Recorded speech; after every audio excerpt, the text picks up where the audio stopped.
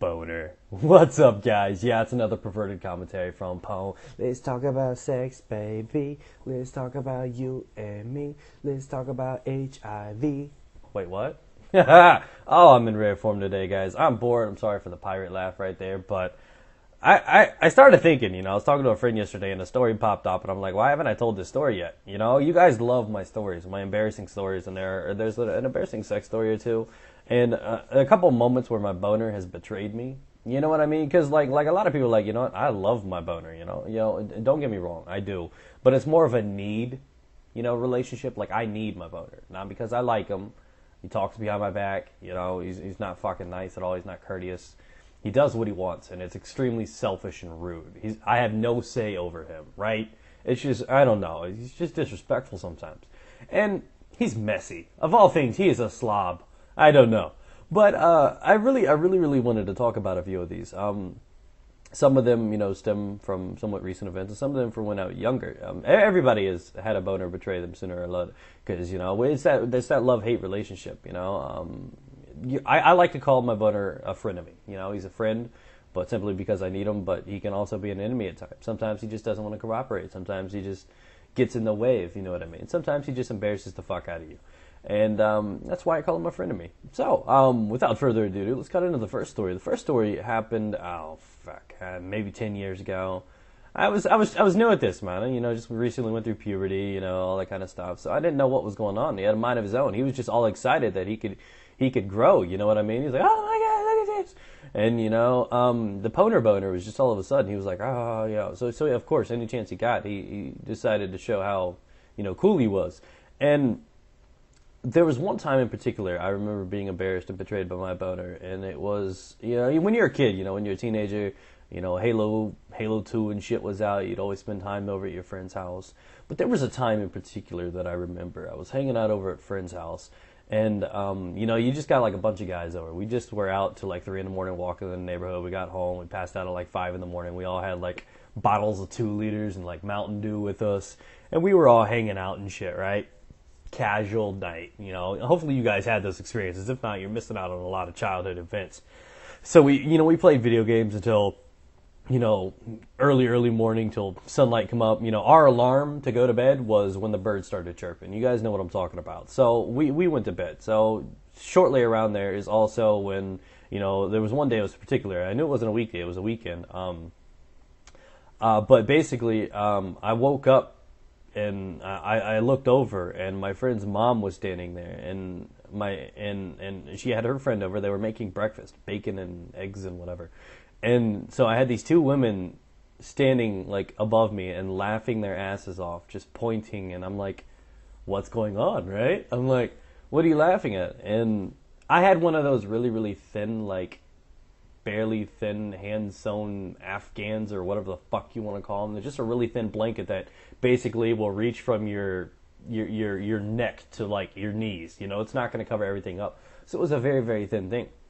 And of course, I pitched a tent in my sleep. Morning wood did in fact betray me. And so they're sitting there laughing, not like because the size or whatever, but just imagine you were walking down the hallway about to head to the kitchen and you notice somebody with a random boner on your couch. It'd make me laugh. I'm not even gonna lie.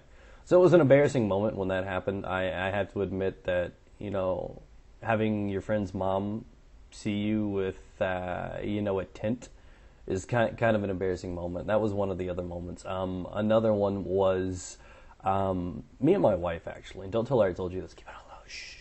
We were at the time I was living with my mother. We were down in the basement. That was where my bed was. So we'd have fun down there. It was kind of cold down there. You know what I mean? You had to do with the elements. It's whatever. So I was staying down in the basement, and we were down there. We were getting together, whatever. And I tried to. I was like holding my wife. You know what I mean? Her legs were like wrapped around me. I was standing up. Her legs were wrapped around me. And I started to lose my grip, and in fact, it started to bend such said boner. And I don't know about you, but if you bend a boner the wrong way, that shit hurts like fuck. So, of course, to relocate and to relieve the pain of the boner, I decided to, just relocate and lift push her up so that I could, get a firmer grip, you know what I mean? And during this process, we were just in the right location to bust her head on the steel support beam of the whole house, right? I thought I fucking killed the girl. Can you imagine that? You explaining that to the cops? Sir, what happened next? She bent my boner, and then I threw her up, and I cracked her head on the steel beam, and she died. You know what I mean? How do you... I don't know. So I was actually, it was beyond that point. It was beyond that point of, when somebody gets injured and you laugh and then you ask them how they're doing. This was one of those ones where the noise was so loud. I used all my force to lift her up so I can relocate and grab her. And I just fucking domed her. Not the good dome. This was like fucking, it was a steel solid beam, This thing fucked her up. I laid her down on the bed and apologized, and it was, I don't know, man. So things like that happen all the time. You guys remember the red eye story about where my boner shot in my own eye? That happened too.